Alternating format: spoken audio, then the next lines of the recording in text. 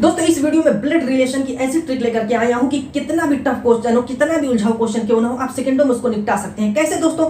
इस टाइप का देखिए क्वेश्चन है, बेसिक से सीखेंगे दोस्तों, वो ट्रिक पहले जान लेंगे, उसके बाद इस क्वेश्चन को करेंगे। वो ट्रिक कौन सी है दोस्तों? चलिए स्टार्ट करते हैं। देखिए दोस्तों, अगर हमारे अपर जनरेशन की बात हो, एक पीढ़ी का मतलब जैसे बाप की बात हो, तो उस कंडीशन में हम एक एरो का इस तरीके से ऊपर की एरो का प्रयोग करेंगे। किस तरीके से वो अभी एग्जाम्पल करेंगे, यानी क्वेश्चन करेंगे। सारे डाउट दोस्तों क्लियर होगा, पहले इसको ध्यान से समझिए। अगर एक पीढ़ी की बात हो रही हो, यानी बाप तक हो, माँ तक हो, फूफी हो, खाला हो, इस तरीके की बात होगी तो दोस्तों एक तीर का।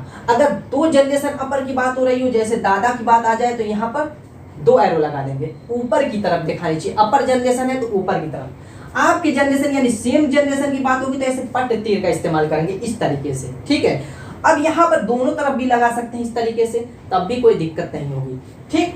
अगर लोअर जनरेशन की बात हो, जैसे आपका बेटा हो, आपकी बेटी हो, आपकी भतीजी हो, इस तरीके की अगर बात होगी तो दोस्तों इस तरीके से क्या करेंगे, नीचे की एरो बना करके इंडिकेट करेंगे। इतना जान गए आप एरो के बारे में। अब चलिए एक चीज और जानते हैं। अगर मेल हो, इसलिए कि हर जगह दिया नहीं रहेगा, उसको समझने के लिए मेल और फीमेल को हमें इंडिकेट करना पड़ेगा, क्योंकि ए बी सी के फॉर्म में दिया हुआ है तो दिक्कत होगी, तो वहां पे चिन्ह का प्रयोग कर सकते हैं। हाँ, अगर नाम के साथ दिया हुआ है तो कोई दिक्कत ही नहीं है, वहां पे ना कीजिए। लेकिन ये जानना जरूरी है, मेल है तो वहां पे हम प्लस बना देंगे।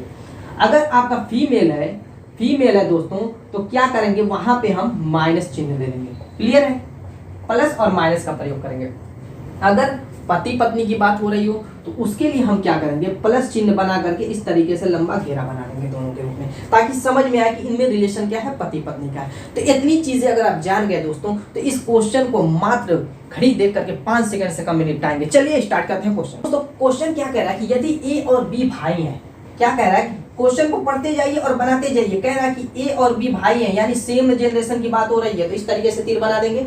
और आगे क्या कह रहा है, और सी ए की बहन है। यहाँ पर क्या कह रहा है कि सी ए की बहन है, यानी सी क्या है, माइनस है, और ये ए और बी क्या है, दोनों प्लस है। इतना पता चल गया, यानी दो भाई और एक बहन। इतने से हमें पता चल गया। आगे क्या कह रहा है, डी ई की बहन है। ई तो इसमें है नहीं, तो थोड़ा सा अलग हट करके इसको बनाएंगे। क्या कह रहा है कि डी, ये भी सेम जनरेशन की बात कर रहा है, डी ई की बहन है, यानी जनरेशन सेम है तो एरो यही बनाएंगे पट वाली। तो ये क्या कह रहा है कि डी ई की बहन है। इससे पता चल गया कि डी जो है माइनस है, लेकिन ई का भी कंफर्म नहीं है, सिर्फ कह रहा है कि डी क्या है दोस्तों, कह रहे हैं कि डी ई की बहन है। डी क्या है, ई की बहन है। ई क्या है अभी नहीं पता चला है, इसकी भाई है कि बहन है कि क्या, अभी ये कंफर्म नहीं है। अभी देखिए आगे हो सकता है कंफर्म हो जाए। जबकि ई बी की बेटी है। क्या कह रहा है कि ई बी की बेटी है। मैंने कहा कि अगर बेटी हो तो इस तरीके से एरो, बी की बेटी ई है तो एरो इस तरीके से भी बनाएंगे या इस तरीके से भी बनाएंगे, कोई फर्क नहीं पड़ता। बस इतना पता होना चाहिए कि जो पिता हो वो ऊपर हो और जो पुत्र हो या पुत्री हो वो नीचे हो। इतना बस कंफर्म होना चाहिए, इतना क्लियर होना चाहिए।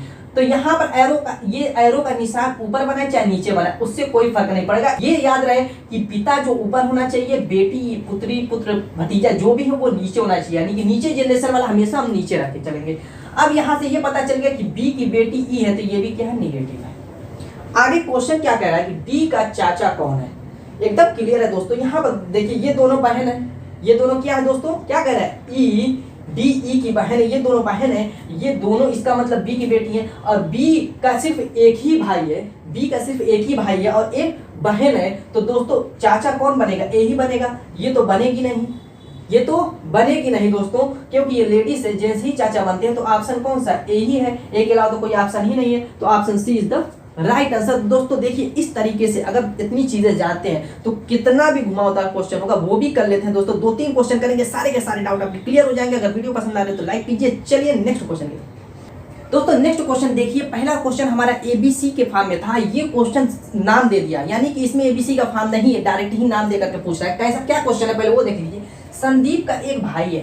क्या कह रहा है, पहले लिखते जाइए दोस्तों। मैंने कहा कि जो क्वेश्चन में दिया है टाइम ज्यादा मत बर्बाद कीजिए। संदीप क्या कह रहा है, किसका भाई है दोस्तों, किसका भाई है, संदीप का एक भाई है जिसका नाम अंकुर है।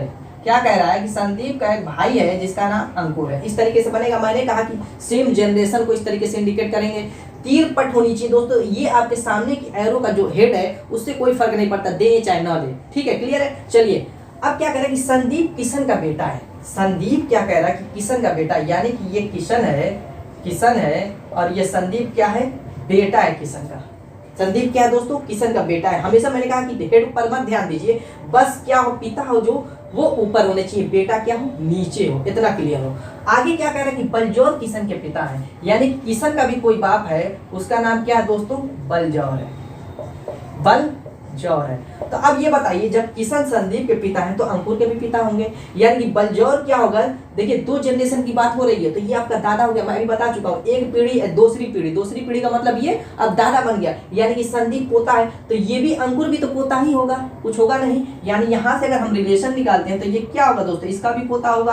तो क्वेश्चन में क्या कह रहा है कि बलजौर से कैसे संबंधित है, यानी कि अंकुर बलजौर से कैसे संबंधित है, यानी कि अंकुर जो है बलजौर का क्या लगता है, तो आप डायरेक्ट कह सकते हैं कि पोता लगता है। Option A is the right answer. दोस्तों चलिए एक ऐसा क्वेश्चन मैं करने वाला हूँ जो कि वाकई में बहुत ही उलझाऊ है और उसको हम इससे आसानी से सॉल्व करेंगे। चलिए स्टार्ट करते हैं।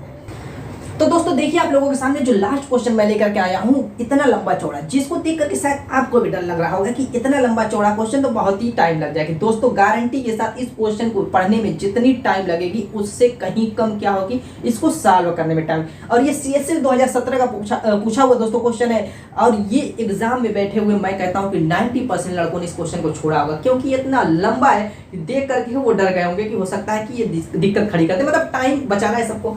लेकिन दोस्तों इस क्वेश्चन को अभी मैं सॉल्व करूंगा आप लोगों के सामने, तो आपको भी हंसी आएगी, मुझको भी हंसी आएगी। क्यों? यहाँ पर देखिए पहले क्वेश्चन क्या कह रहा है कि MNPQRST, यानी कि ये 7 हैं जो कि एक परिवार के सदस्य हैं, 7 बंदे हैं, बंदियां हैं, जो भी इनमें आगे बता रहा है, यानी 7 लोग हैं, एक परिवार के सदस्य हैं, यानी कि एक परिवार है, ये टीम है, जिनमें 4 वयस्क एवं 3 बच्चे हैं, 4 बड़े हैं और 3 बच्चे हैं, जिनमें S और T 2 लड़कियां हैं। क्या कह रहा है कि S और T कह रहा है कि इस पर माइनस इंडिकेट कर दीजिए क्योंकि लड़कियां हैं।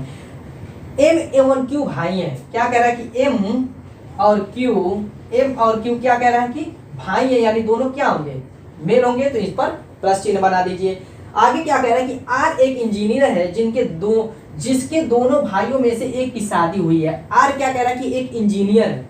R क्या है दोस्तों, कह रहा है कि एक इंजीनियर है जिसके दोनों भाइयों में से एक की शादी हुई है, इसके दोनों भाई हैं, उनकी शादी हुई है। अब ये नहीं कंफर्म कर रहा है कि इसके भाई कौन है, उससे कोई मतलब नहीं है। आगे क्या कह रहा है, और जिनके 2 बच्चे हैं, इनके क्या कह रहा है कि 2 बच्चे हैं, वो भी कंफर्म नहीं कर रहा है कौन है। आगे देखिए, आगे बढ़ते रहिए। N की Q से शादी हुई है। N की, अब पॉइंट पे आ रहा है, देखिए N की कह रहा है दोस्तों, N की क्या है, यानी कि N क्या लड़की है, कह रहा है कि N की Q से शादी हुई है। मैंने कहा कि दोनों में जोड़ा बना देंगे, प्लस लगा के घेरा बना देंगे। और T उनका बच्चा है। T क्या है, N की Q से शादी हुई है और T क्या है दोस्तों, बच्चा है, यानी नीचे लिखेंगे T क्या है, इनका बच्चा है।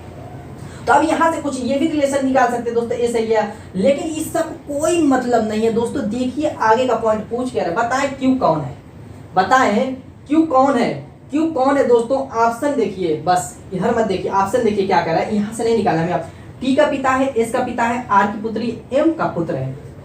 क्या है दोस्तों, Q क्या है, T का पिता ही तो है दोस्तों। इस सारी चीजें उलझाने के लिए बस दिया है, लास्ट में कुछ नहीं पूछा है, कुछ दिया कि Q क्या है, और कह रहे T का पिता, खुद ही कह रहे Q क्या है, T का पिता है। इसके अलावा S का पिता, R की पुत्री, M का पुत्र, कहीं रिलेशन कुछ दिया नहीं है, बस डायरेक्ट कह रहा है कि Q का, यही कुछ सब कुछ दे दिया है। तो दोस्तों ये क्वेश्चन सिर्फ आपको उलझाने के लिए था, कुछ था नहीं इसमें। तो दोस्तों उम्मीद है कि आपको वीडियो पसंद आई होगी। मिलेंगे ऐसे ही धमाकेदार टॉपिक के साथ अपने नेक्स्ट वीडियो में, तब तक के लिए